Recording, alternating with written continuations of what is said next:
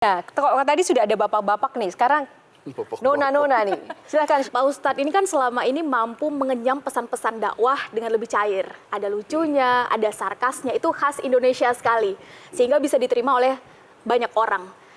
Pertanyaan Sherly adalah dari mana Pak Ustadz skill itu Pak Ustadz dapat? Ini yang orang tidak tahu. Saya ini dosen komunikasi. S1, S2, S3 saya itu komunikasi. Di dalam ilmu komunikasi ada disebut komunikasi persuasif. Bagaimana orang dibujuk supaya dia mau ikut dengan kita. Itulah komunikasi persuasif yang lawannya adalah kursif, paksaan. Ya. Saya melanjutkan Sherly tadi sama Yohana. Ya. Nah, tolong bujuk saya supaya sholat. Puasa saya lakukan, semua saya lakukan kecuali sholat. Ketika Allah perintahkan ibadah-ibadah yang lain, itu cukup perintah ayat saja turun. Allah perintah haji, ayat saja turun. Allah perintah puasa, ayat saja turun. Allah perintah bayar zakat, ayat saja turun. Tapi ketika Allah perintah sholat, tidak boleh ayat turun. Nabi dijemput oleh 2 malaikat, kemudian diajak naik, ketemu dengan Allah untuk menerima perintah ini. Kenapa? Karena perintah ini sangat penting. Mas, saya boleh dagang, bayar zakat sambil nyanyi. Saya boleh haji sambil nyanyi. Tawaf, labbaik Allahumma labbaik, labbaik la syarika laka labbaik. Boleh. Ya, saya bayar zakat boleh sambil nyanyi. Begadang jangan begadang. Kenapa? Salat tak boleh. Allahu Akbar. Darah muda, darahnya pada batal salat saya. Kenapa? Inilah puncak penghambaan kepada Allah. Jadi puncak penghambaan kalau saya meraku hamba, sholat. Yang paling mulia dalam tubuh kita, kepala. Adik-adik bercanda dipukul pantatmu masih senyum. Dorong dadamu masih senyum. Tapi jangan bercanda pukul kepalamu. Tak, kau pukul kepala saya pasti saya marah. Kenapa? Harga diri di sini. Tapi ketika kita sholat, anggota tubuh yang paling mulia, kepala, rendahkan seperti kakimu. Kita akan masuk ke next goal. Ini penting. Kalau saya sudah mulai ini. Oke. Ya, karena kalau ketika saya mau sholat, saya melihat banyak koruptor sholat. Ya. Saya melihat banyak orang sholat yang kalau saya ajak ngomong main HP, nggak punya adab. Yang paling enak memang sholat tidak korupsi. Yang paling nyaman memang, paling ideal sholat jujur.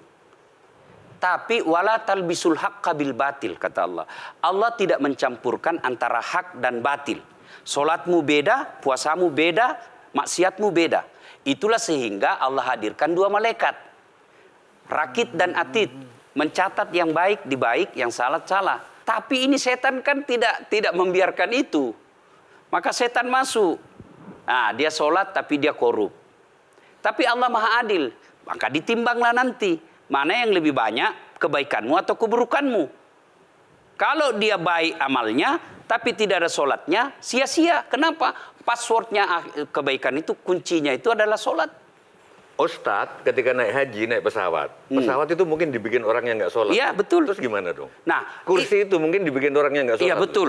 Terus? Nah, bagi orang yang tidak sholat itu, Allah nanti perlihatkan amalnya. Yang ciptakan listrik ini luar biasa amalnya. Iya. Saya bisa dakwah karena ada mic. Iya. Dan mic itu dari orang non-muslim yang ciptakan. Maka Allah nanti pamerkan.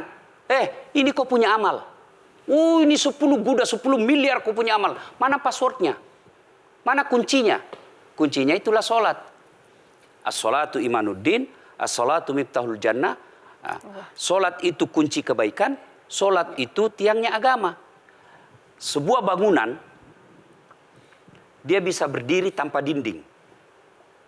Sebuah bangunan, dia bisa kokoh tanpa atap. Tapi ketika bangunan tidak punya tiang, pasti tidak kokoh. Tiang itulah dalam agama sholat.